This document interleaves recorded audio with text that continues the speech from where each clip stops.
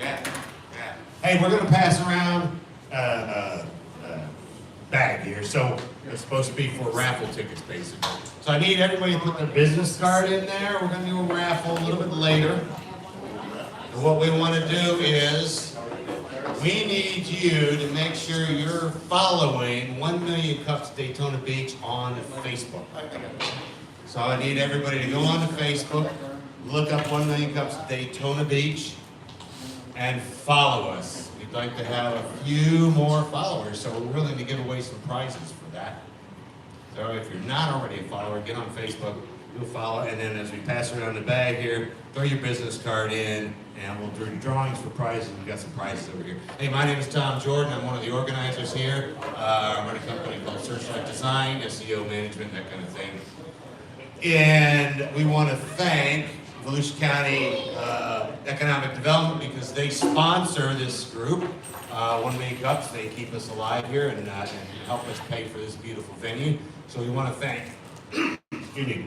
we want to thank Volusia County Economic Development. We also want to thank Cinematique. This is the venue that you want to be at. They have a great program. They have a calendar here on everybody's table. And they've got, this is still a March calendar, just so you know, but they've got the last few days first few days of April on the very end, so if you want to see what they're doing, they'll have the April calendar coming up in just a few days. No, it's already there. What's that? The calendar's. The April calendar's not out, Jen told me. It's there, no. Yeah, April calendar will be ready soon. See?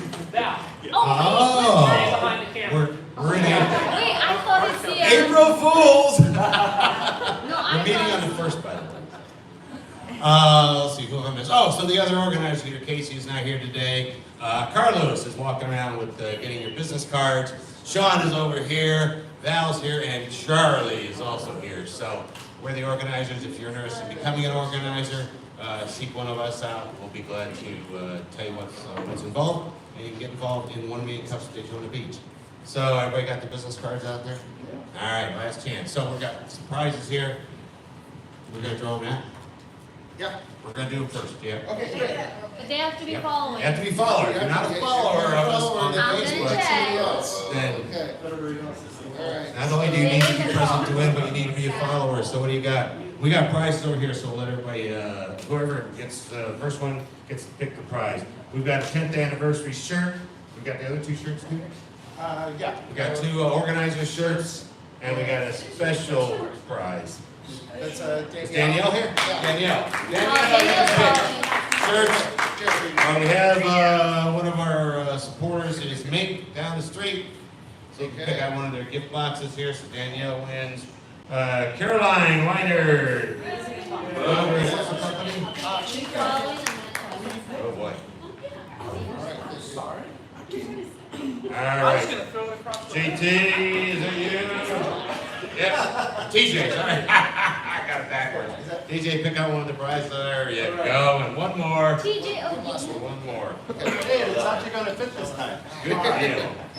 All right. TCT, Terry Oh, King. yeah. There you go. Thank you very much. Are you following us on Facebook? Yes, I was the first person, because Okay, they very good. told me I had to go on there first. All right, so here we have a presenter for those of you. How many new folks do we have today? Anybody new? There we go. Cassie is out here. Didn't meet you, so we'll introduce you later.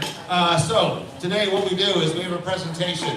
Has a presenter is going to give us 5 to 10 minute presentation on their business. And afterwards, we have a Q&A comment section time. So what you can do is listen to what the presenter has to say, listen about their business, and then if you have any comments, ideas, suggestions, things like that, raise your hand, and Sean will come around and make sure you get a chance to talk to our presenter. So without further ado, we have our presenter today. His business is Givunity, and I'm going to have Jared come up on the stage. He's going to do his presentation today. So Jared.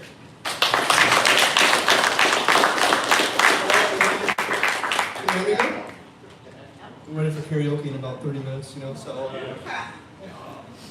So my name is Jared Dargish, founder and CEO of Givunity. And for generations, nonprofits have been at the heartbeat of our communities. But today, that heartbeat is fading, and our communities are in a crisis. For many years, I have volunteered all over the globe. In Ukraine, serving refugees, and in the Philippines, serving street children. Through the years, I have been inspired by these organizations, giving what little they have to serve their communities. But then, when I returned home, nothing. No follow-up, no update, just a generic newsletter. And that's the reality for millions of volunteers and donors globally. We live in the most connected time in human history, but we've never felt more alone. We scroll through endless feeds, but we don't know our own neighbors. We like and share, but we rarely show up. We want to make a difference, but we don't know where to start. People do care, they just don't feel connected to the causes that need them. And this disconnect is being felt. Volunteer rates have dropped 28% in the last decade. We're currently at a 40-year low in giving as a percentage of disposable income. Donor retention has decreased 17% over the last 5 years, and that's showing no chance of going up. And only 18% of donors are retained year over year. This has led for the first time in human history 3 straight years of declining donations. To put that into perspective, this has only happened 3 times in the last 40 years. The problem. Nonprofits suffer from poor visibility, which makes it hard to find the right share every year. Supporters feel like transactions. Events and logistics are often unorganized. Sorry, I'll try to move out of this one. And nonprofits are managing multiple platforms. This has led to people not showing up and believing that their impact doesn't matter. And this is why I created Givunity, the first all-in-one charitable platform that makes giving personal, social, and simple. We improve visibility by using AI to match your impact profile with charities that need you. We increase engagement with chat and gamification features. We help operations with relationship and event management tools. And we create a first centralized charity directory with not only domestic charities, but also international ones. Let me show you how it works. Each user will have an impact profile, displaying their favorite charities, volunteering hours, and causes that they care about. From there, they can discover events. This includes volunteering and fundraising events, as well as charities in your local area. As I mentioned, we'll offer AI matching, where we'll match based on your donation history, interests, skills, and location. From there, you're able to connect from that community. So not only are you connecting with people in a nonprofit, figuring out how your donation is being used, but you're also connecting with other people in your community that have the same interests. As well, for nonprofits, they're able to easily manage their events and be organized, as well as manage their community, where they're able to track relationships and get notified to reach out to supporters to build that personal relationship.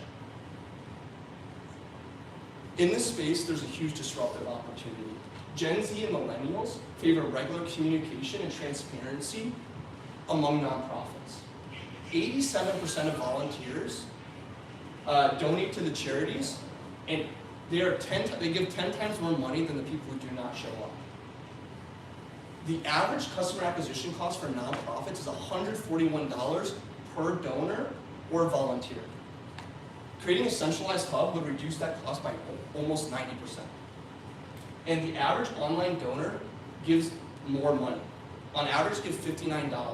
Enhancing their sense of impact online would drive greater retention and generosity from those donors. The charitable space is a large and underserved market, with over 10 million nonprofits worldwide and over 1 million here in the United States, and $841 billion donated every year. That makes up 1% of the world's GDP. Givunity is truly unique in its offering.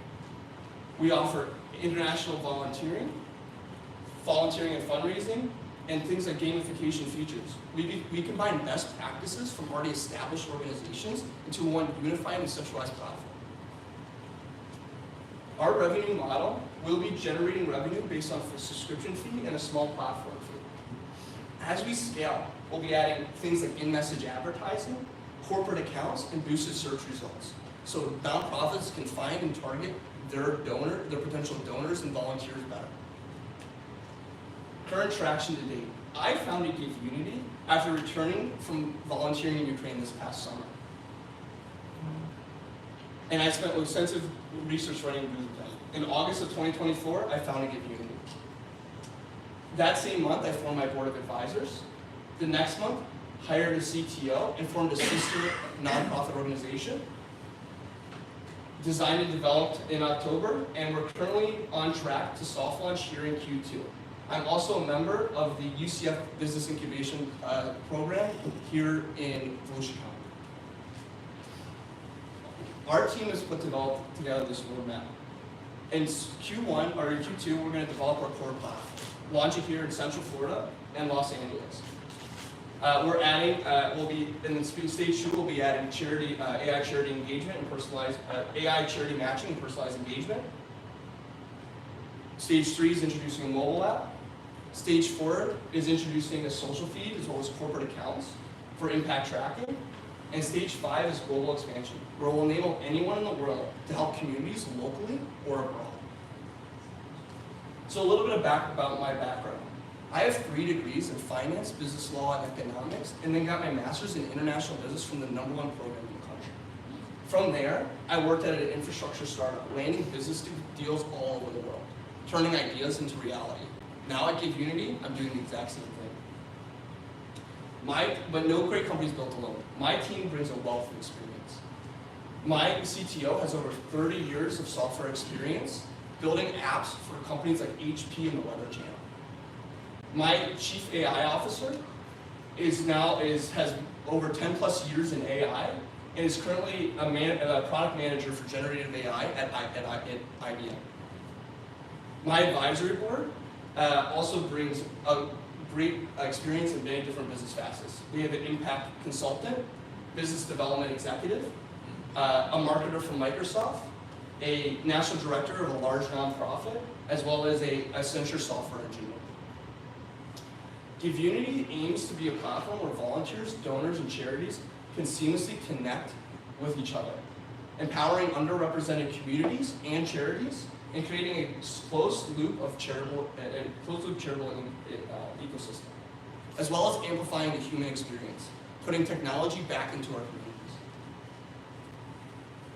Givunity is inspired by the best and positioned for growth. Givunity is where generosity fuels connection and where missions turn passion into progress.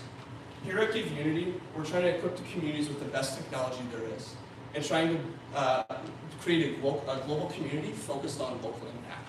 Thank you so much, and I look forward to your questions.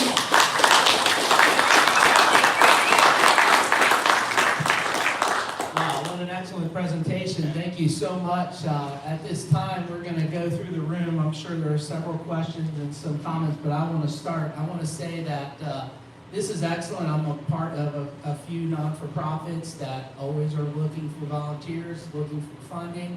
A good referral for you right now is the Miracle League of Orlando. Just in March, there was an article in Orlando Sentinel where they were looking for future funding to keep their program going on. And that's a program that's been in existence for a long time. So everything you spoke about, I witnessed. I witnessed the decline in volunteerism, the decline in corporate money, all that you showed. You also shared with us the problems out there that you want to help conquer. So great presentation. At this time, we're going to open it up to the room, and I'm going to go ahead and give it to Lori. Hi, great presentation. Lori McMullen with your Daytona Regional Chamber. And I have a question, because this is the second time in 2 weeks I've heard gamification. I was at a PR training a couple weeks ago. It was a case study on mental health services at a college, and she mentioned gamification as one of the tools to their ultimate success, but didn't go into detail. So I'm having a hard time just wrapping my brain around how that, something in that case or yours, is an attractor to someone. Like, what does that mean? I'm just being educated. Yeah. So right now, we're going to be implementing our volunteering, where the charities can award badges for volunteering. that will show up on their public profile. Whether it's like almost like a paper plate award. As well as in the future, we want to partner with corporations to base charitable engagement and earn points. So that would lead to discounts and things like that. And of course, any corporation would be proud to do that because it would be leading to more charitable engagement. How do you compare with, say, Volunteer Match? Oh, so besides being an all-in-one platform where we're doing fundraising and donations and volunteering, we enable a direct communication between those donors and volunteers. So when charities set their positions, set their times, and you're actually able to track volunteering hours. So for corporate accounts, this is actually super important because they're now doing paid time off for volunteering. This lets you read more about the position instead of just showing up and applying. Volunteer Match, it's pretty much like, hey, if you're interested in volunteering, click this button, pretty much. It's going to be an actual schedule that will fit in your schedule so you can learn before you commit yourself to anything about that organization and the positions that for volunteering that they have and the opportunities that they have. As well as obviously connecting with a social community where you're connecting with groups that are also volunteering, where you're able to make that relationship and connection before you're showing up randomly to a Saturday, maybe you don't know anybody. I'm here in Florida specifically, people want to connect. We have the lowest volunteer rates in the country. And this should be concerning for everybody. People want to connect with their local communities. I was at Synapse last Tuesday, and I had over about 70 people come up to me and goes, "Oh my God, I wish I could find out where to volunteer at, where to connect with my local community. I'm just so lost." This would help them connect easier and find something within their schedule to facilitate that volunteer. Jared, back here in the back, Scott. First of all, the presentation was as good as I've seen. I've only been doing this here a couple of years. You define the problem, number one. It's a model for what other people can do. You define the problem and how you are uniquely addressing the problem. And then you follow that up with your credentials. It's fantastic. Really appreciate that. I think, again, it's a model for other people when they go to present here. My question that might help other people is, how did you go about getting your board together? How did you attract that type of talent, and what might be the compensation for them? Why are they getting involved? Thanks. So when you have anybody join your mission as an advisor, you need to sell them on your vision. And I think that was the most important thing. Obviously, some of these people I've known through my through connections, through last jobs, but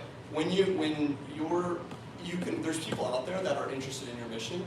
It's just about selling. That's what you sell. It's important to, even if it may be early stage or just an idea, you need to sell them that you believe in it 100% and that you believe it's going to make a difference. And honestly, that's how you are able to attract talent. Because when I tell somebody about Givunity, I'm 100% confident that they can actually make an impact in this world. And I'm going to continue to work at it until it does. So that's what I would say is my advice. How about the compensation? Compensation, so right now, my advisors are not being compensated via equity, but once they get more involved as a company gets, you would usually give them a small portion of the company. 0.25% usually is the Hi, I'm Carlos with the Test Camp. Wonderful presentation. Now, yours, Givunity, is a nonprofit? No. No, it's not. It's a for-profit business. It's a for-profit business. That is working for that nonprofit route. Correct. Okay. So my follow-up question was going to be, how can we support you locally? Yeah. So I am about to start my open beta here in the next few weeks. We're just implementing payments at this point. And we want to start, obviously, locally here in Central Florida, in the Daytona Beach community, and helping show that this can actually increase donor retention for your nonprofits. Carlos, me and you talked about this earlier about USAID, right? Rollback of USAID. So grants are not going to be readily available for these nonprofits anymore, which makes them, they have to focus on their communities and connecting. That newsletter experience where you're getting an insert name thank you letter for your donations. Me personally, I've raised thousands of dollars from these organizations, and this is the kind of connection I got, which just makes me lose the thought that it's important to them. With this platform, we're hoping that people can reconnect with their donors, become easy to message because it's not a sit-down email that they're just sending a simple text or simple message, and being able to engage them better. Yes. Oh. We'll get right to you. Yeah. Oh, sorry, my apologies. Yeah, no. I apologize. Jared, could you comment a little bit about, because the presentation is very good, could you comment about how maybe the incubator helped you a little bit, shaped that, informed it, and how that might benefit some of the folks in the audience as far as... Yeah, so as mentioned, I'm part of the Volusia County UCF Business Incubator. It's over at the airport. Connie, who runs that program over there, obviously helped me. We went through this presentation. We probably spent over 5-6 hours working on this in total. So I would present to her 5 to 8 minutes, and then she goes, go and iterate, until it's eye-catching and it's attractive to people who are listening. So yeah, that's the business incubator really helped me organize my thoughts and organize my value proposition. I'm sorry, I don't have the power. Hi, good morning. Cyrus merely with Reflex Tech. Great presentation, thank you. Volunteering is near and dear to my heart, so I commend you for doing this. As a presidential volunteer award winner in 2018 and 2019, I think it's a great idea for you to connect with the corporate world, coming from the corporate world. I had great support, and maybe you can talk a little bit more about how you plan to do that. Again, it's a great idea. That's how I came about to be nominated for the Presidential Volunteer Award and eventually get in there and win it. And also there's support coming from the corporations matching donations, so I think that will work into your overall business plan, but maybe you can detail that. Yeah, so, obviously we're early stage, but I actually, again, when I was at Synapse in Tampa last Tuesday, I had over 3 HR companies come up to me and go, do you track volunteering hours? They go, we would pay to connect to this platform. We would pay you money, because they have to try to hand put all this information in right now. So if you want to talk about how we would connect with the corporate world, besides potentially corporate giving, corporate sponsoring initiatives and events on the platform specifically, and driving their CSR advertising revenue to a group of people that obviously care about CSR. The idea would be that a corporation would set up their account and employees would link to that account, and that they would be able to have at least a spreadsheet of all their users, not their donations, but maybe organizations they support and their volunteering hours, so they can award that paid time off for volunteering. Also, thank you for volunteering as well. It's a thankless job, but thank you. Hi, I'm Lauren McMullen with your Daytona Regional Chamber, and last time I checked, it's probably more than that, like $26 an hour average that you can calculate for volunteers. It's now 32, yeah. It's 32, Yeah. so that's really important. I have an extensive development nonprofit background, so I might have missed this, but where our pain points always are is finding a system that can almost be all in one. A lot of us are right brain, and we have to be left brain to be strategists. And if I have to try to pull up something to segment what I've got in there, it's usually a bunch of junk like this and this or this to try to push something out. Do you also have a CRM that it can flow to where you can manage campaigns, or are you going to sub out? You probably do. So but I might have missed that piece, will- because if it was all Yeah. inclusive, it would be amazing, because nothing seems to, maybe now there is, but it was just always a pain. You'd have to do this over here and Yeah. this over there. And it's That's what it's very fragmented, Yeah. and that's what I found. So for volunteers, I don't. This is for the donors and the fundraisers, but for the volunteers, you'd have your past volunteers would have the volunteering hours or the from, as well as for you have your upcoming and where you can create groups for those upcoming volunteers. So you And the can finances too, like the donations and all Yeah, that? yeah, yeah. Okay. That's all Okay. right there. Yeah, yeah. So we don't want to say we're a CRM because I'm not trying to completely blackball who's $1 billion. Oh, please do. company. Yeah, Yeah, the I know. largest breach, and then tell anybody. The part of me is that I've met a lot of small and medium-sized nonprofits that are completely lost. Yeah. They don't know where to start, and they have money. They just don't know what to do with it or how to organize anything. We keep it very, very, very simple. You have your user, the last time they contacted, email, and donations, and we allow you to export it to whatever CRM. So they're not obviously. I'm again not trying to be a direct competitor to the CRM, but I think you're onto something though. If you but were. yes, but on that standpoint, we're trying to be a more connected layer. Again, we notify you, say, hey, you haven't reached out to this person in 30 days. You haven't reached out to this person in 45, 60 days. Trying to build that relationship more deeply because people want to feel that grassroots feel, no matter how big your organization is. And staff doesn't have time always to think like that. Yeah, It has and to then be easy to as get. for events, you'll have all your volunteering and so your past and current volunteering and fundraising events all in one place. How much money you raised. Again, you see, there's the here I have to click up. You see fundraisers here. So you can click into your fundraisers, what's active, what's past, and then click, and once you click on that fundraiser, you'll see all the donors related to that fundraiser, which again, you can still sort by total donations, your most recent, all that type of stuff. And then again, if you have a CRM, you can export it to that. But yes, I know Blackball is very expensive, and we're trying to find, like it's almost a CRM, like I probably would call it. Again, they're going to have a lot more features than me. They're a big They're big hard to corporation. use, and like I said, they had one of the largest breaches several years ago. We didn't know for over 90 days. Wow, okay. And terrible customer service. Yes. Well, so yes, all right, yes, I have a CRM. No, but so I call it community management, and just because for right now to penetrate the market, Yeah. we're trying to do it. But again, this is enough information for most nonprofits to go off of to engage, unless they want that super deep analytics. If they care about that, then they're of course going to pay. And that was at a former organization, by the way, not where Yeah, now yeah. I meant to clarify that. No. Yeah. Again, it's meant to be built on top of it as a better engagement.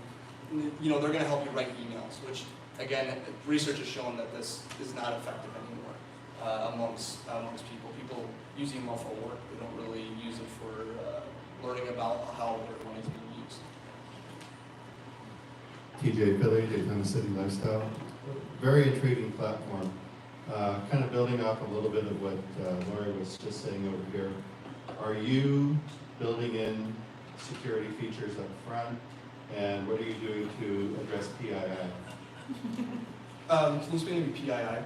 Personal identifiable information. So if you have a security breach, that's what people are going after. Okay. And there are some people that, you know, they don't mind if the charity themselves know how much they're giving to them, Yeah. but they don't want people outside the charity to know how much they're giving to them. Yeah, I mean, obviously, all this information is only viewable to the charity and the charity accounts. We protect it with we have encrypted. My developers encrypt the software and platform.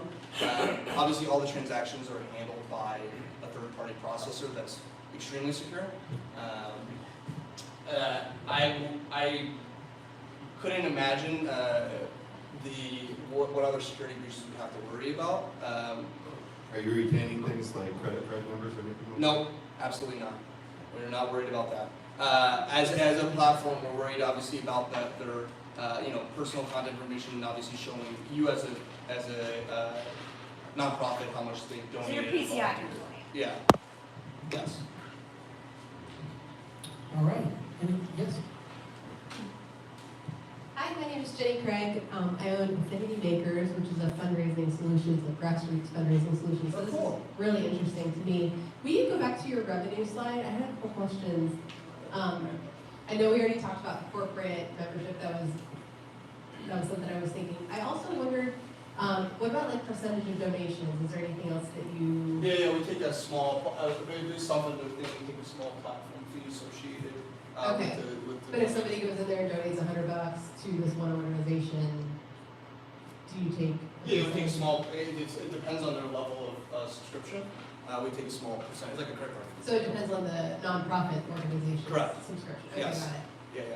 Yeah. Again, the funny thing is most, so right now, obviously we're early days, but 3.3% for platform fee. The widgets on their website usually take around 4%.